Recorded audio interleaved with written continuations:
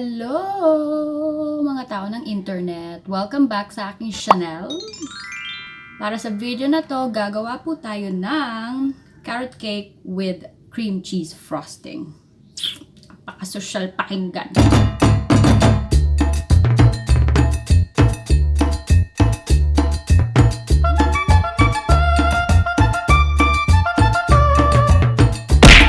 Ready na ba?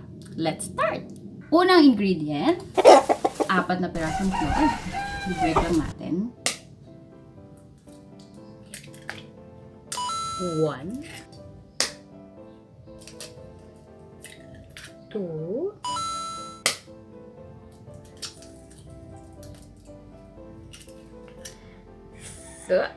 and 4. Next naman is 1 cup ng vegetable oil. Sunod, half cup ng white sugar. Then, half cup ulit ng brown sugar.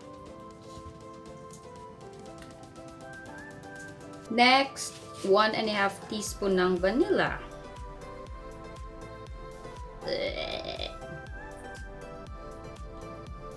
And next, 1/4 cup ng milk. Fresh milk.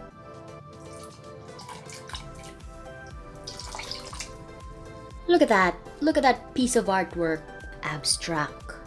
And then next,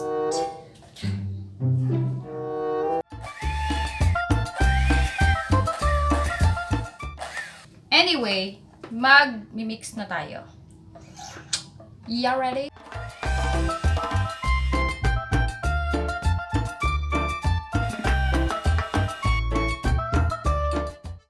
And now, we will set this aside kasi doon naman tayo sa dry ingredients. See you later! Now, 2.5 cups ng cake flour. Cake flour. Next is 1 teaspoon ng baking soda.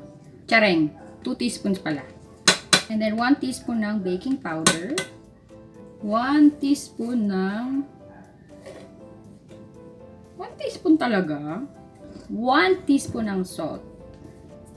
And 1 tablespoon ng cinnamon.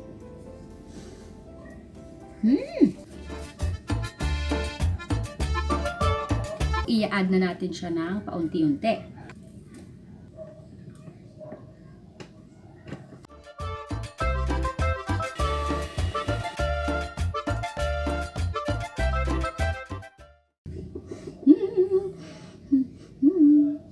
And ito na nga po, ma'am, sir, ang ating carrot. Lalagay na natin. Ako lang pala. Lalagay ko na. Oh. Hey guys!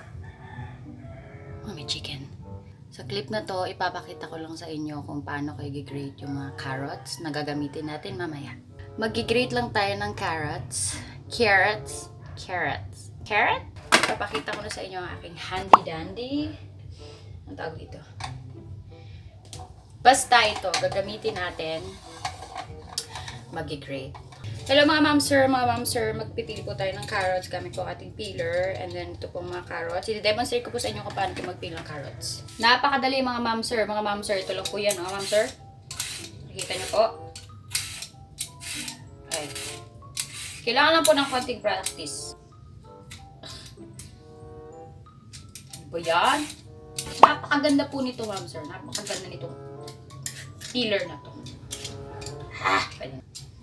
So nakikita niyo po ma'am sir, napaka-effective po niya kahit baliktad po yung carrot. Napaka-fluid po ng movement ma'am sir. Iba po talaga itong produkto namin. Ngayon naman po ma'am sir, i-demonstrate ko po sa inyo kung kaliwete po kayo, pwedeng-pwede po itong ating peeler.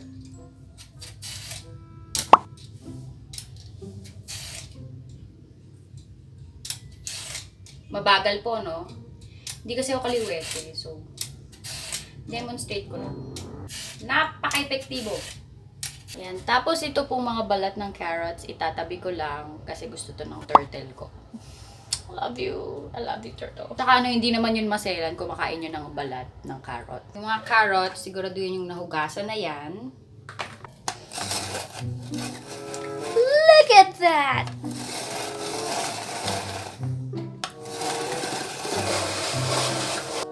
Ayun, pinapagod ako ng mga carrots na to.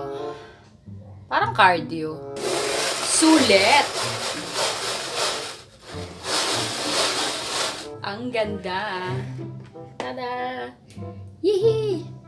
So, ayun nga mga ma'am sir, napakaganda po ng produkto. Nakikita nyo, ang ganda po talaga nung shred natin dun sa carrot.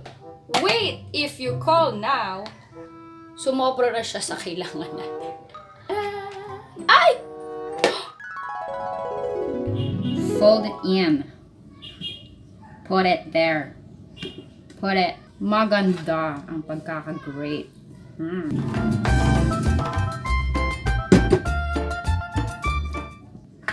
And then, hulaan nyo ano ilalagay natin. Tada! Lalagyan natin ng half cup ng crushed pineapple.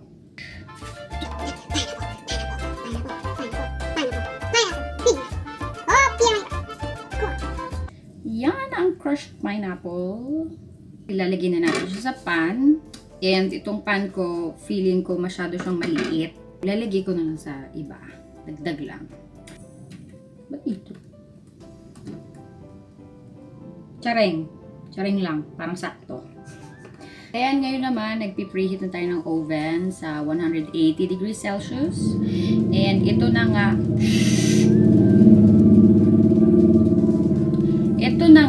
yung pan natin. Yan. Syempre, aapaw yan mamaya. I mean, lalaki siya. Alam mo, yung tatangkad. Basta ganun na yan. And now naman guys, andun na sa oven yung carrot cake. Hintayin na natin siyang maluto at magto-toothpick test lang tayo mamaya. Para malaman natin kung ready na. Yan, sana hindi marinig yung radyo ng kapitbahay para hindi tayo makeme. At ngayon, gagawin naman natin yung cream cheese frosting. At baka naririnig din yung TikTok ng oven. Hindi naman siguro kayo si Captain Hook. Sana hindi kayo nababother. Di ba si Captain Hook lang naman yun? Anyway, ngayon po gagawin na natin yung cream cheese frosting. Ang una natin kailangan is half bar ng cream cheese. Kasi hindi ganun karami yung gagawin kong frosting today. Ito na nga yung kalahating bar ng cream cheese.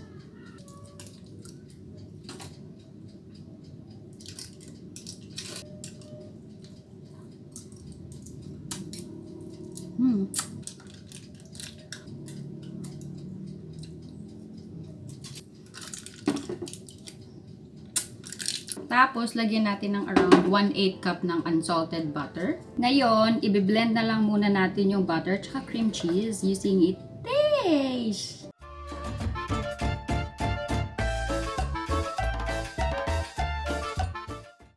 And ngayon naman, lalagyan na natin ng powdered sugar. Ito na nga yung powdered sugar. Pwede siyang gamitin ng strainer para hindi sumama yung mga buo-buo, yung parang mga rocks. Yan. Ayan o, parang ito.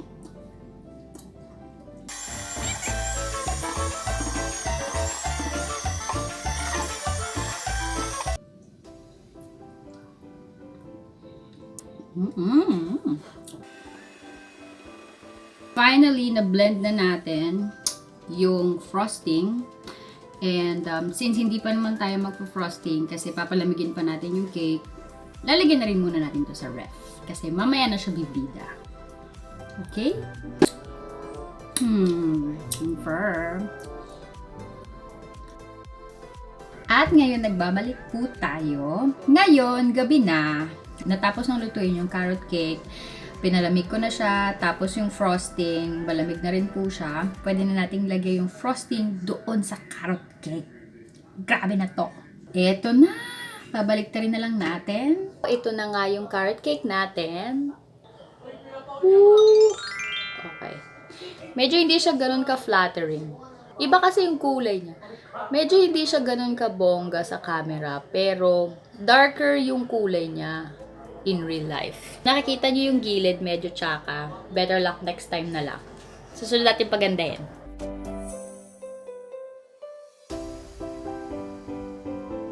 Lagkit. At finally, natapos na tayo sa pag-frosting. Nakikita niyo ba? Pwede na yan. Huwag nyo na masyadong okrayin na may mga bukol-bukol. Tsaka wala yung mga maliliit na carrot. Di ko na ginawa ng ganong design. Kakainin ko rin naman. Kakainin din naman namin. Okay na yan.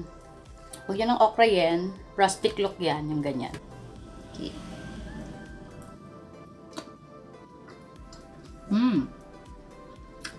Hindi matamis yung cake part niya. Tapos yung cream cheese, frosting, syempre maraming asukal yon. Matamis talaga siya. Kumbaga doon nababawi. Bawim-bawi, bawim-bawi. I think, baka mas gusto nyo po yung mas usual na nabibili natin sa shop. So, in that case, i-adjust nyo na lang po yung sugar.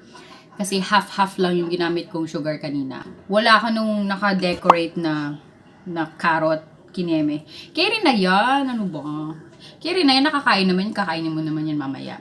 Pwede na yan. And I hope nagustuhan niyo po yung video today. Please like and share and subscribe to this channel. And see you again. Bye! Bawim bawi, bawim bawi, bawim bawi, bawim bawi.